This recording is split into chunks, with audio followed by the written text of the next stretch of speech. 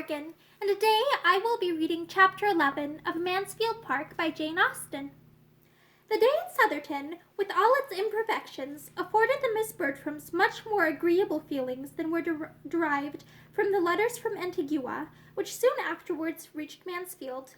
It was much pleasanter to think of Henry Crawford than of their father, and to think of their father in England again within a certain period, which these letters obliged them to do, was a most unwelcome exercise.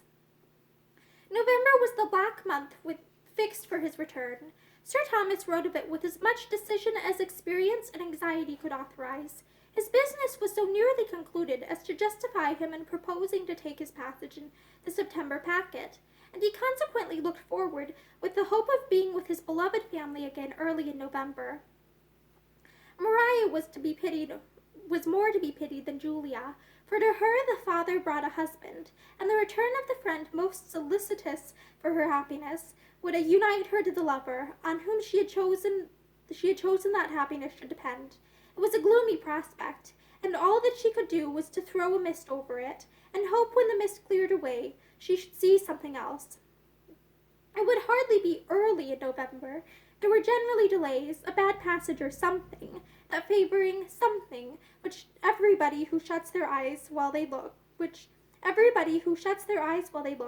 their understandings while they reason, feels the comfort of. It would probably be the middle of November at least. The middle of November was 3 months off. 3 months comprised 13 weeks. Much might happen in 13 weeks. Sir Thomas would have been deeply mortified by a suspicion of half that his daughters felt on the subject of his return, and would hardly have found consolation in a knowledge of the interest it excited in the breast of another young lady. Miss Crawford, on walking up with her brother to spend the evening at Mansfield Park, heard the good news, and though seeming to have no concern in the affair beyond politeness, and to have vented all her feelings in a quiet congratulation, heard it with an attention not so easily satisfied. Mrs. Norris gave the particulars of the letters, and the subject was dropped, but after tea, as Miss Crawford was standing at an open window with Edmund and Fanny looking out on a twilight scene, while the Miss Bertrams, Mr. Rushworth, and Henry Crawford were all busy with candles at the pianoforte, she suddenly revived it by turning round towards the group and saying, "How happy Mr. Rushworth looks! He is thinking of November." Edmund looked round at Mr. Rushworth too, but had nothing to say. "Your father's return will be a very interesting event." "It will, indeed, after such an absence not only long, but including so many dangers. It will be the forerunner also of other interesting events. Your sister's marriage, and your taking orders." "Yes." "Don't be affronted," she said, laughing. But it does put me in mind of some of the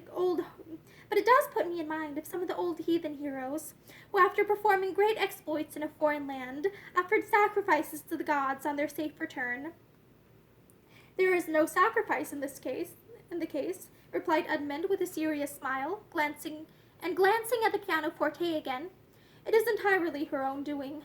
"Oh, yes, I know it is. I was merely joking. She has done no more than what every young woman would do, and I have no doubt of her being extremely happy.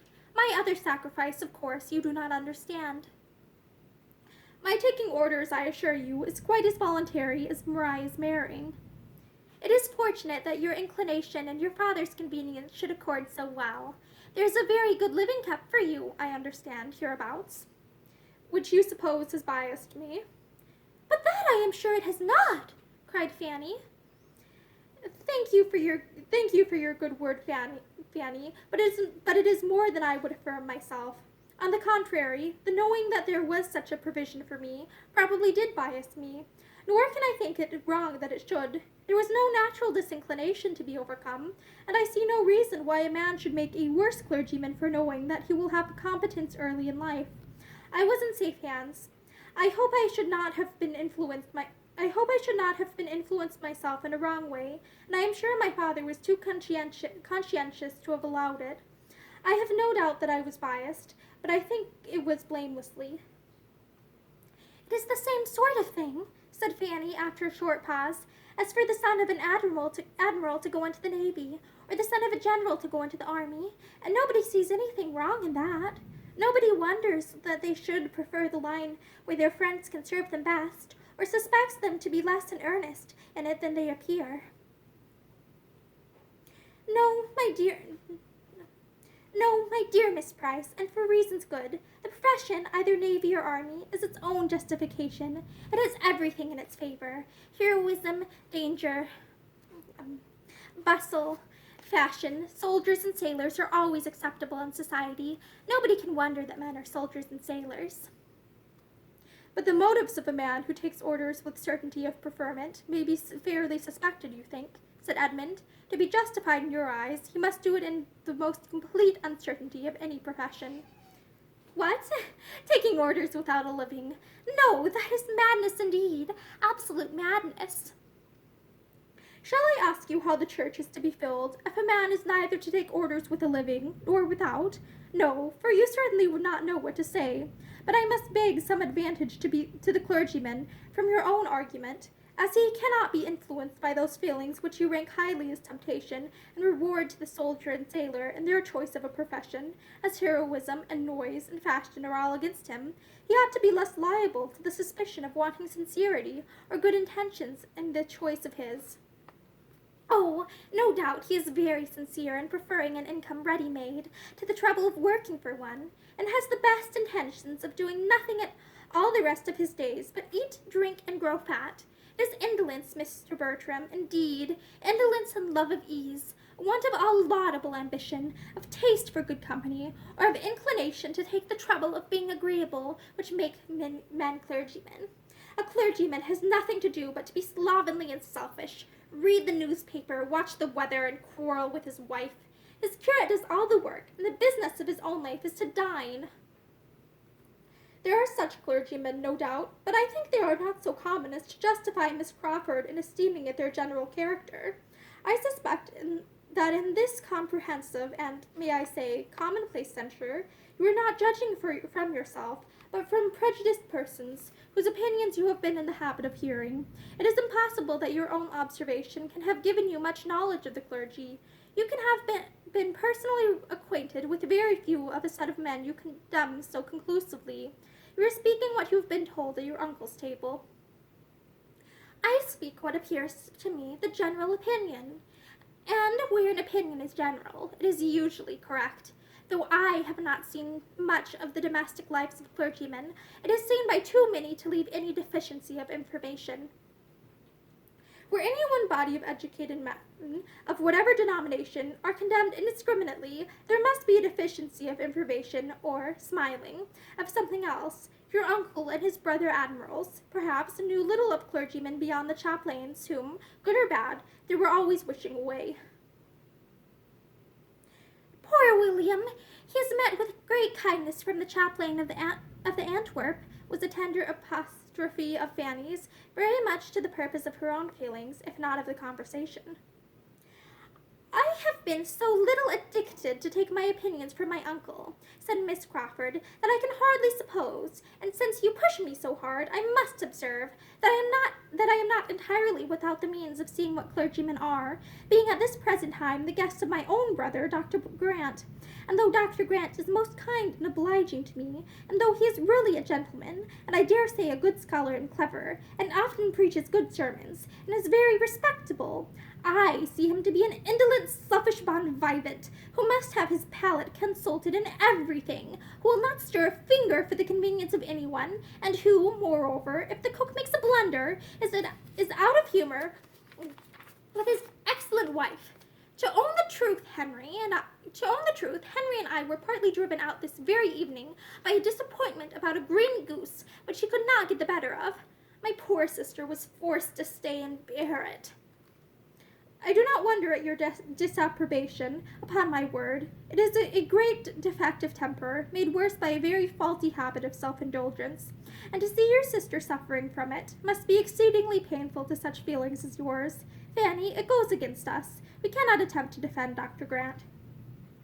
No, replied Fanny, but we need not give up his profession for all that, because whatever profession Dr. Grant had chosen, he would have taken not a good temper into it, And as he must either in the Navy or Army have a great many more people under his command than he has now, I think more would have been made unhappy by him as a sailor or soldier than as a clergyman.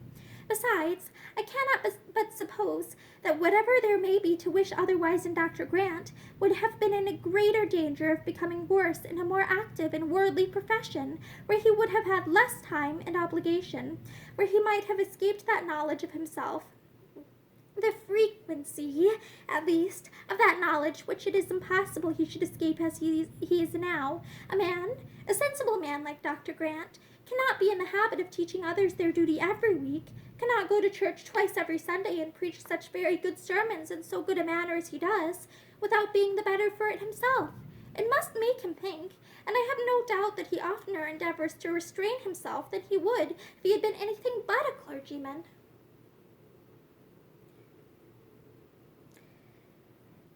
We cannot prove to the contrary, to be sure, but I wish you a better fate, Miss Price, than to be the wife of a man whose amiableness depends upon his own sermons, for though he may preach himself into a good humor every Sunday, will be bad enough to have him quarreling about green geese from Monday morning till Saturday night. I think the man who could often quarrel with Fanny, said Edmund affectionately, must be beyond the reach of any sermons. Fanny turned farther into the window, and Miss Crawford had only time to say in a pleasant manner, I fancy Miss Price has been more used to deserve praise than to hear it. When being earnestly invited by the Miss Bertrams to join in a glee, she tripped off to the instrument, leaving Edmund looking after her in an ecstasy of admiration of all her many virtues, from her obliging manners down to her light and graceful tread. There goes good humor, I am sure, said he presently. There goes a temper which would never give pain. How well she walks, and how readily she falls in with the inclination of others, joining them the moment she is asked. What a pity, he said, after an instant's reflection, that she should have been in such hands. Fanny agreed to it, and had the pleasure of seeing him continue at the window with her, in spite of the expected glee, and of having his eyes soon turned like hers towards the scene without, where all that was solemn and soothing and lovely appeared in the brilliancy of an unclouded night, and the contrast of the deep shade of the woods. Fanny spoke her feelings. Here's harmony, said she. Here's repose. Here's what may leave all painting and all music behind, and what poetry only can attempt to describe. Here's what may tranquilize every care and lift the heart to rapture. When I look out on such a night as this, I feel as if there could be neither wickedness nor sorrow in the world, and there certainly would be less of both if the sublimity of nature were more attended to, and people were carried more out of themselves by contemplating such a scene. I like to hear your enthusiasm, Fanny. It is a lovely night, and they are much to be pitied who have not been taught to feel in some degree as you do, who have not at least been given a taste for nature early in life. They lose a great deal. You taught me to think and feel on the subject, cousin. I had a very apt scholar. There's Arcturus looking very bright. Yes, and the bear. I wish I could see Cassiopeia. We must go out on the lawn for that. Should you be afraid? Not in the least. It is a great while since we have had any stargazing. Yes, I do not know how it has happened. The glee began. We will stay till this is finished, Fanny, said he, turning his back on the window, and as it advanced, she had the mortification of seeing him advance too, moving forward by gentle degrees towards the instrument, and when it ceased, he was close by the singers, among the most urgent and requesting to hear the glee again. Fanny sighed alone at the window till scolded away by Mrs. Norris's threats of catching cold. End of chapter. Thank you, and have a good day.